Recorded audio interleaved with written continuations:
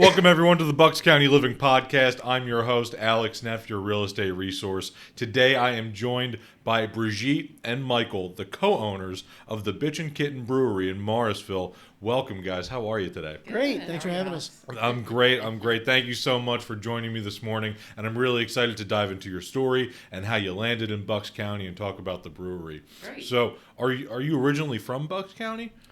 No. Well, yeah, no. She's a Jersey girl. I was actually born in Washington, D.C., and I've moved 14 times. But strangely enough, I've lived most of my life in and around the Bucks County area. I used to live in Bensalem, lived there for 9 years, and lived in Morrisville, lived in Yardley, lived in Levittown. So just kind of skipped around a little bit. We were both living in New Jersey when we met, but we actually met in Bucks County at a bar that's not there anymore. Yep. Okay. Yeah, so, and then we just kind of fell in love with Bucks County. So when we bought a house in Bucks County. That's incredible. So you bought a house in Yardley, and then you open up the Bitchin Kitten Brewery in Morrisville, which is same zip code. Right. Yep. Exactly. Probably right down the street. Down the road. Yeah, and I think that was really because we were trying to figure out, where would be a good place to have the brewery. We had some things in mind in terms of we didn't want to just have a brew pub. We wanted to have food. We wanted to be part of a community, to grow a community, and I think that's what we're doing in Morrisville. Yeah, the other thing too is when we were first looking around, we were doing like a lot of people do. We were looking at industrial parks and office parks and stuff like that. And I actually found the location in Morrisville, and I could see right away, having something that's a retail space, right on a major road right in front of it. I'm like, okay, people don't have to go hunting in a office park to find me. I'm there, I'm on the road, it's going to be a lot easier. My thinking was to get people there. And I think it really did help having a nice, retail location like that. Absolutely. The three most important things in real estate: location, Right. location, location. Yeah, right. Yeah, Right. we've been to breweries where it's like we're driving through office. Where is it? What is Yeah. it? Where is Yeah. it? A dirt gravel road through a Right. residential Exactly. neighborhood, and you Exactly. can't believe that they have this. It feels like a speakeasy. Right. Almost, but Yep. It's so hidden. So, do you have a history as restaurateurs or in the brewery industry, or how did this kind of come about? Well, we were both in corporate America. So I have a degree in IT and math, and Michael has a degree in graphic design. And by the end of our careers, we were doing very similar project management type work. I was at United Healthcare, and he was at a cable company in New Jersey. And we were both kind of sick of corporate America. So, and then Michael had brewing. Yeah. I've been brewing at home since the 90s. I've been home brewing for like over 25 years. Wow. So, always was kind of passionate about it. And, it wasn't until Brigitte coined the phrase of Bitchin Kitten. She came up with it. And so when we were living in Levittown in an apartment, and I do my little home brewing, and I have all our friends over, and we do a little party. Oh, what should we call our brewery? Brigitte was the one who was like, how about Bitchin Kitten? And this was like in 95 or 96. Yeah. So we literally came up with the term Bitchin Kitten Brewery 20 some years ago, and just kind of was something we always joked about, but never really thought it would happen. Named after her evil cat. Who was not the cat on the label? This is Not actually the- a very nice cat. That was a very good cat. But yeah, so the cat. So and it just kind of combined both of the things we love, which is cats and beer. Yeah, and then we ended up doing. I had some homebrew that I started getting back into, and then we entered the Yardley Beer Fest, and they had a homebrew competition. So we were like, oh, well, let's do that. And we had the Bitchin Kitten idea, and we made iron-on T-shirts for ourselves and stuff, and little signs, and Brigitte made cat-shaped cookies and stuff, and just say, hey, let's see if we can win the competition. And we were really, really shocked at the feedback from people when they saw it. They thought it was so cool. They were literally asking to buy the shirts off our backs. We ended up coming in second place, which was fine, but we just got so much feedback. People were like, where can I buy your beer? Where can I buy your beer? We're like, we're not a real brewery, And so it really just got us thinking, there might be something here, where we can do something kind of different from what the rest of the brewery marketplace is doing. That's incredible. So, how long were you, I guess, doing microbrewing in your house, but prior to opening up? I guess it sounds like you've been doing this for over 20 years easily. As the Bitchin Kitten. Yeah, But, in our minds. Yeah, but prior to that, how did you get into brewing as a hobby? I actually got into it from my brother. He graduated. He was a chemist, and he's an excellent cook. And so he's, those kind of things just fell together for him for brewing. And then, I was like, you're making your own beer? This was like in the late 80s or something like that. And it's like, hey, this is really different. And I saw it was kind of cool how you could do different styles that at that time weren't commercially available. You couldn't just walk into a place and get like a porter or a stout. Everything was Budweiser, Yingling, Miller. And I thought it was really neat. And I was like, oh, let me try my hand at this. And got pretty good at it. Wow. So yeah, if they don't have it available, make it available. Right, exactly. Make your own. Make yourself. That's awesome. Because to mix the two things together, right? To have a degree in chemistry, right? To have a chemistry background, but to also have a passion for food, you put them together. You have brewing. you have brewing beer and opening up a bar, a brewery, restaurant. Yeah. Well, in the restaurant part of it, we knew that we wanted to have food. So in Pennsylvania, we're lucky that you could either do food trucks or, there were lots of ways we could do the food component. We knew we wanted to have food, and we thought, we really want to be in control of quality and the type of menu. We had, in our mind, we were initially thinking more like small plates, shareables. That kind of deviated a little bit, but we got a chef pretty early on before we opened. I think we started connecting with him maybe in March of the year we opened. Yep. And just, once we realized, hey, we want to work with this guy, we talked about what the menu is going to look like and how we're going to change it. And that's been evolving even over the time we've been open. We have like vegan options, what people really like. We've had a lot of vegan people come in and say, hey, it's nice to go into a place and not just have like one thing to choose from. And a salad. So it was important to us to have our own food. It's very complicated. And that part we, didn't realize how complicated the food part would be and how it's tough to make money on the food end of things.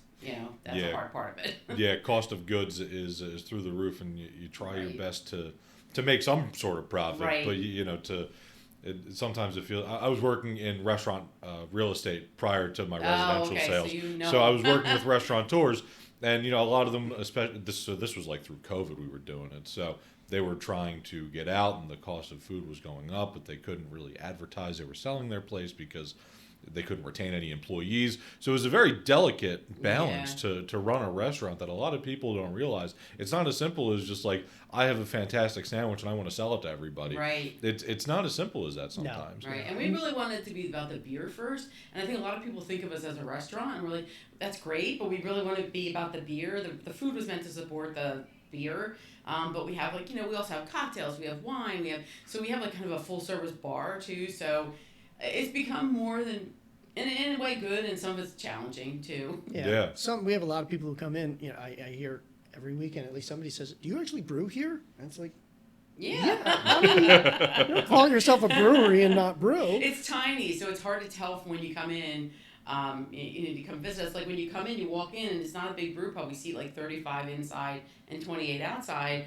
But we have our full kitchen, and we have this brew stuff in the back. So it's big. The back is probably 2/3 of the footprint inside. And we set up a very compact system back there. It works, and then we just flip it over for food service. That's awesome. We're not open on days that I have to do stuff in the brewery, and so it kind of works around. And we leave the door. We don't have a door between like kind of the kitchen and where people would walk to go to the restroom, so people can see and they're like, "Oh, wow, you do brew here." Like, that was on purpose. So. Good. But yeah, it was tough. Great. It was tough trying to open, like you were saying with COVID and everything like that. That's when we were trying to get open, to try and find employees, cost of hiring people, cost of goods. I mean, all that just went up and, made starting out that first year, a little bit more difficult. But we have a really excellent restaurant manager, Tony, and we knew that, the restaurant side was not our sweet spot. So we brought him in. He was simultaneously running 2 multi-million-dollar restaurants in Manayunk. And he's been doing it for decades, and he knows the whole industry inside and out. So that's been really helpful. It's not like we jumped in there blind. We definitely made sure we were staffed up. That's incredible. Especially in such a weird kind of changing time for the restaurant industry itself, because ghost kitchens started getting huge and everything like that. So that's awesome that you guys were able to pivot and adapt and also continue to run a successful business with the brewery and the food. And the thing I kind of want to mention too, though, like from the Bitchin Kitten part of it, the cat part of it is that we partner with like nonprofit local cat rescues. Every quarter we were picking a rescue and we were donating part of our profits to them, and then we were having them come in and do fundraisers. So we're looking to kind of change that a little bit for next year and how that's going to work. But on our cans we have a QR code that would go to their site and say, hey, adopt this cats, so that was a part of it too. And that was like, people think, oh, you have this cat themed brewery, and it's like, it's more than a theme really though. It's more about like supporting that particular thing that we were both passionate about. Yeah, too. we both wanted to make sure that, if we were doing something like this, we wanted to give back to the community in some way. And, we love cats. We have 5 of them now. And, it's Brigitte really handles and runs that and does a great job. And, it's really nice to be able to give back to the community. We've had Forgotten Cats has done 2 fundraisers with us already. At the end of the night, they're walking out with, like $1,500. That's terrific, and they do fantastic work. And so we know that that's going to help people throughout the Delaware Valley with cats out there, getting them trapped, spayed, and neutered. That's incredible, because I think it's so important to have a purpose when you do have work. Yeah. Because I heard at one time they said if you grind with no purpose, you'll turn to dust. So when you truly have a purpose, it doesn't really feel like work anymore. It feels like you're trying to make a difference and you're trying to make an impact on the community. Right. And your vehicle is through delicious beer, delicious food, a great atmosphere, and you're able to help the cats and people that have cats in the Delaware Valley. Mm-hmm. Yeah, we had I forget who it was that came in. I think it was Family Promise. Where they, so normally we go there to like a food pantry, but they also have a pantry for pets. And they're like, hey, do you mind if we do a fundraiser at your place where we collect food for pets? Because people, they want to feed their pets. Sometimes they won't even eat themselves because they want to feed their pets. So they came in and did it. And I think we said, oh, you can get like a free 5-ounce beer if you bring in a can of food or a bag of food. And it was great because then they walked away with some food and people came in, and it was really a nice event too. Yeah, people have a really good time at those events too. It's like a party. It's neat. Yeah, and everybody's happy. Everybody leaves happy and full and probably a little tipsy, and they feel good.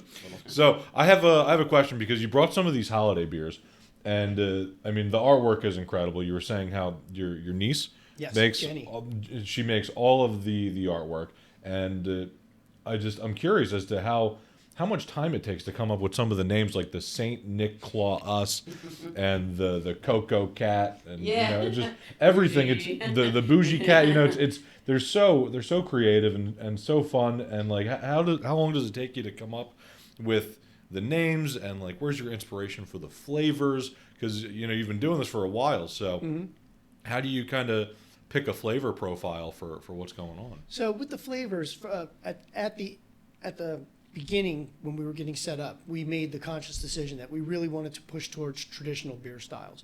There's so many places you go to, and they'll have 8 taps, 6 of them are IPAs. Not everybody's into IPA. So we really wanted to push variety, push styles people don't normally see. We had a very successful ESB not too long ago that we did. And it was just one of those things I noticed, just like, when we used to go to like breweries and stuff 20 years ago, everybody had an ESB. And it just kind of fell out of, extra special bitter, and an English style, just, drinking session beer.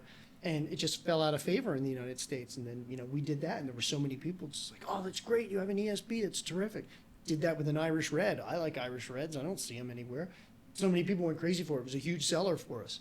So, just really trying to come up with, different styles, things I like, things I know other people like, and, just really trying to, crank out a really quality product for people too. And you have a notebook. I think he has he's been taking notes. People even say to us, they'll give us beer names. They've given us drink names, like, oh, you should have, what's the one I'm trying to think? Oh, instead of a whiskey sour, call it a whisker sour. I'm like, a whisker sour! So like people are really creative, so they love to give us ideas, and we, we're like, hey, let's write that down. That might work for something. I do have an Excel spreadsheet that's got a bunch in there already. But yeah, sometimes they just come kind of fast and furious too. And, like Kitten Mittens was something that, we were recently in Seattle, and out there, a lot of the breweries were doing this cold IPA style, where basically it's not that strong base bitter note, but you get a lot of nice flavoring from the dry hops. And I was just like, this is really neat. It's like an IPA for people who don't like IPAs. So I brewed one, I put it together, and then it was kind of like, I got to come up with a name for it. Cold IPA. Oh, Kitten Mittens. Okay, there we go. Also, Always Sunny in Philadelphia had a little skit on Kitten Mittens too. So Love Always Sunny. Yeah. I didn't realize that, and when I put something out, my kid mittens are like, I love Always Sunny, and I'm like, I have no idea what the reference is. Yeah. That's perfect. And you guys are right outside of Philly, so it fits. Exactly. It fits. It's perfect. But yeah, sometimes it's pre-planned, sometimes it comes about very quickly, but I usually have about a few months out looking towards what I want to do as far as the beer styles and stuff like that. Doing more bulk purchases, about 4 batches for grain and stuff ahead of time so that I can just, boom, boom, boom through the next 4. Awesome. Yep. So I was cruising through the website and I saw something called the Bitchin Kitten Club. Could you talk about that and what that kind of is and what it entails? Mm-hmm. Yeah, so there's 2 levels. There's the Top Cat Club, which of course is the top level, and then there's the Alley Cat Club. And we really wanted it to be like the Top Cat Club. We have a really nice mug that's, what is that? Ceramic mug that has a Top Cat on it. So for the Top Cat Club, you get this, you literally get a mug to take home. It's almost like Iron Hill has one, if you've ever been to Iron Hill. It's that sort of mug. They've like got their big mug club, but you tanker. can't take it with you. Right. And, yeah, or you take it with you. So you get a shirt, and then you get like you use, when you come into the brewery, you have those mugs, and you get your beer in that. And you get a free app and a drink on your birthday. And, so it like first releases. We haven't really been as good at, and we're working on doing like special events. So that's the Top Cat. And then Alley Cat, and you earn points. And every Every dollar 200 points you get, every dollar you get a point, and every 200 points you get $20 off. And you can keep accruing them. And then similarly with the Alley Cat, you get a shirt, you don't get the mug, but you get like a free thing on your birthday, you get a free beer when you sign up. And that's $50, and Top Cat is $150, and then we have people renewing yearly at like $75 and I think $25. So it's good. We have a lot of good Top Cat members. They like being the top. They're funny. They come in on a Top Cat. They want to drink out of their mug. People see the mug. They're like, can I buy the mug? Say, So it's a little bit of an exclusive thing. So it's nice. We have a lot of really nice people that are part of the Top Cat Club and come all the time and are excited about our events. Yeah, sounds like the Top Cats want the notoriety. They do, yes, yeah, exactly. That's awesome. So my last question before we move on to the next segment: do you have any dogs? No dogs. No, no. Just cats. It's not that I actually like dogs. It's funny. We've been in our house for 20-some years. We don't have a fenced yard. And we were both busy working, and dogs are a lot of work. I mean, cats are work, but they're not. You don't have to walk them every day. Yep.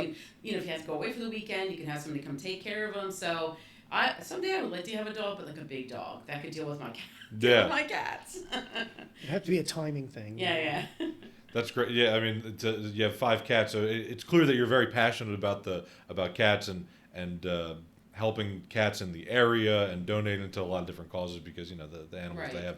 they have no voice for themselves, so it's up to us to really try and help Mm-hmm. in whatever way we can. I have a dog, so I do whatever I can to try and help. And we took him to the Women's Humane Society and really tried to make sure that everything was taken care of in that front. And we donate every year to 2 different shelters in the area because it's so important because they have no voice for themselves. Yeah. Yeah, we're currently actually doing something with one of our members. It works with Philadoptables and it's dogs, cats, whatever. And she's like, "Oh, do you mind if we do a collection here for food for Philadoptables?" So I was like, "Sure." And everybody brings their dogs to our patio. Yeah. That's the thing. Like we've had maybe 2, 3 cats. Which, to be honest with you, I probably would not bring a cat to a brewery. Yeah. But everybody brings their dogs, and so it's nice. There's a dog park in Morrisville, so people walk up with their dogs. We have one guy that comes almost every week with his dog. Yep. So we do have a lot. Actually, we have a lot more dogs there than Frank and Winston. Frank and Winston. Yeah, come on, shout out to Frank and Winston. Winston's a great pup. That's awesome. So next, I like to move into a segment called the Big 3. Okay. So the Big 3 are the questions that I ask everybody that comes onto the podcast. My first question is, what do you think makes Bucks County a great place to live? I grew up in New Jersey, in a very industrial area of New Jersey. And nothing against New Jersey, because I actually love New Jersey, and people say anything, I'm like, oh, New Jersey. But I just think Bucks County is beautiful. There's great schools. That was really important to us. We have a daughter who's 20 now, but she went to Pennsbury. We wanted to be in a good school district for her. She got real involved with the theater department, which was great. I think the people, the proximity. Yeah, I think it's a beautiful place. I mean, like I said, I've moved 14 times. I've lived as far west as like Illinois, and Bucks County's just gorgeous. It's always been nice, and yeah, I mean, I just enjoy being there. The river's right there and stuff. History. It's the history. It's fun to even talk to people when they come into our place in Morrisville. You know, they don't even realize the history that's right there in the town. Robert Morris, signer of the Declaration of Independence, financer of the Revolutionary War, and then his home, Summerseat, is still there, and was the headquarters for Washington and his top brass 2 weeks before the Battle of Trenton. He lived there, and that's like what, a stone's throw from where our place is. Yeah. And it's interesting when people are like, really? I didn't realize. And it's like, yeah, just like right here is a ton of history. And by the way, right across the river, that's where they had the war on Trenton and everything changed. Washington Crossing, that's an amazing area too. So yeah, I agree with Brigitte. It's beautiful and steeped in history, and I hope it stays the way it is. Awesome. What is your favorite restaurant in Bucks County? You can have more than one. This was We'll have more than challenging. This was challenging because I think, well, I know myself, I really like Italian food. So by us, there's a lot of good Italian places. Like even just by us in Yardley or at Morrisville, like we like Cafe Antonio down the street, literally Bella Sicily, which is right on the same block we're on. When we were doing all the construction, we were just eating like pizza every day. We're like, oh, we're back again. Non solo pasta. That's good. Yeah. Yeah, I really like Italian. Yeah. There's a lot of different places that I like. The Salt House. The Salt House in New Hope is really good.